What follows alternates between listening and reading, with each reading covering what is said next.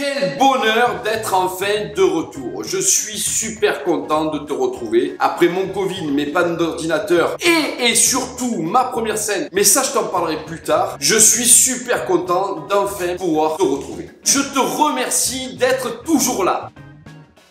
T'es toujours là? Et il y a quelqu'un? Hein, parce que je suis pas parti longtemps quand même non plus, hein. Et pour couronner le tout, c'est les fêtes de fin d'année. Et tous les ans, c'est pareil. Et ça m'énerve. Oui, je sais ce que tu vas me dire, t'es jamais content. Mais oui, mais en même temps, les fêtes de fin d'année, c'est le genre d'événement qui te rappelle tout ce que tu n'aimerais pas qu'on te rappelle. Eh ben oui, par exemple, si t'as pas de thunes, eh ben t'as pas de thunes. Ben, si t'es seul, t'es seul. Et si t'as une famille de merde, ben t'as une famille de merde. Merci Papa Noël. Tiens, la famille, parlons-en, les gosses, tu viens de les pourrir de cadeaux. Ah mais c'est vrai, enfin le Papa Noël. Et eux ils te pourrissent la vie de leur ingratitude. C'est pas ce que je voulais, c'est pas la bonne couleur, c'est pas à ma taille. Elle va mourir hein. Va voir là-bas si j'y suis. Non et puis c'est vrai, tu vois, les repas de famille par exemple. Avant, tu vois, c'était sacralisé, tu vois. On mettait la belle table, on faisait la plus belle décoration. T'avais même la surenchère, celui qui faisait les plus gros cadeaux devant le sapin. Aujourd'hui, tout le monde s'en branle.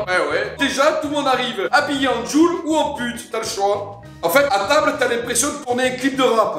Mais non, mamie, ta petite fille, elle est habillée. Où tu vois ses poils? Tu rigoles ou quoi? Elle a la teucha lisse comme tes fesses. Mamie, elle est perdue, hein. Ah, ça? Ah, ben ça, c'est le manteau de fourrure de ton petit-fils. Ah ouais, ça rapporte la bœuf. Et puis avant, au repas, tu vois, moi, je me souviens, on parlait foot, on parlait politique. Ah ben aujourd'hui, tu parles Covid. Les anti-vax et les pro-vax. De toute manière, à la fin, ça finit toujours en bagarre. Bon, heureusement, j'ai pas un éboueur dans la famille.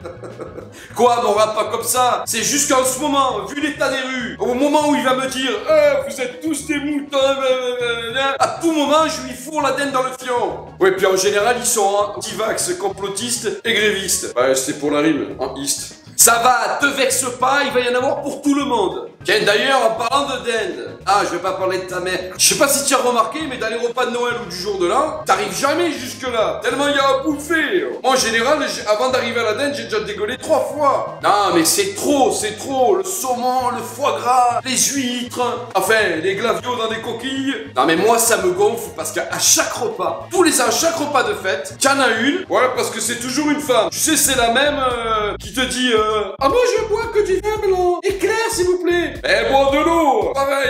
Oh, ben, celle-là, elle te dit toujours moi, je commence pas mon repas sans avoir mangé mes huîtres. On peut le dire que c'est dégueu, les huîtres, ou pas? Ah, mais déjà, t'as pas commencé à les bouffer que ton père, il s'est ouvert les mains en les ouvrant. Parce que quand t'ouvres des huîtres avec un couteau à beurre, c'est dangereux. Et puis là, c'est pareil, t'en as toujours un. Je sais pas de quoi il se mêle, il se prend pour un écaillé, celui-là. Alors oui, l'huître, il faut la prendre sur le côté, pas avec un couteau à beurre, avec un couteau à huître. Et il faut fendre le nerf. Le nerf, je l'ai trouvé, c'est toi qui me mets les nerfs. Sans déconner, j'ai pas de couteau à huître. Alors je vois avec ce que j'ai. Donne-moi, je sais pas, un tournevis s'il faut. Tout ça pour bouffer un truc dégueu et visqueux, là. Non, mamie, je parle pas de toi. Non, mais sérieux. En plus, le truc, t'as vu, il faut le gober avec l'iode, là. À moi, une fois sur deux, le truc qui part en face dans les cheveux de mamie. Hein. Ça fait la déco, mamie. C'est les boules et les guirlandes dans les cheveux.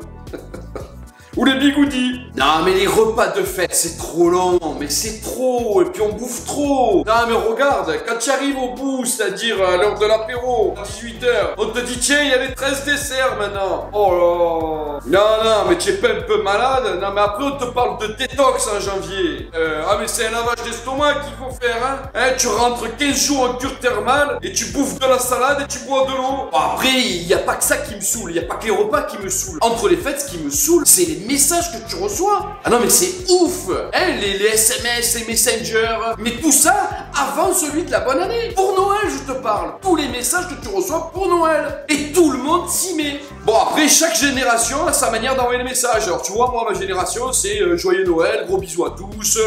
Voilà, tu vois, très simple, très basique. Ma mère, c'est du genre, elle t'envoie un cadeau qui s'ouvre, là, qui sort des machins, joyeux Noël. Genre, elle sait maîtriser l'internet, tu vois. Ma grand-mère, elle, c'est j'ai jamais compris, elle t'envoie juste joyeux à croire qu'elle est morte sur le clavier en le tapant. Elle est joyeux. Ouais, puis mon fils, lui, il t'envoie 2 Pères Noël qui s'enlacent. C'est ça, sans joyeux Noël. Eh ouais, il a les mains sur les boules.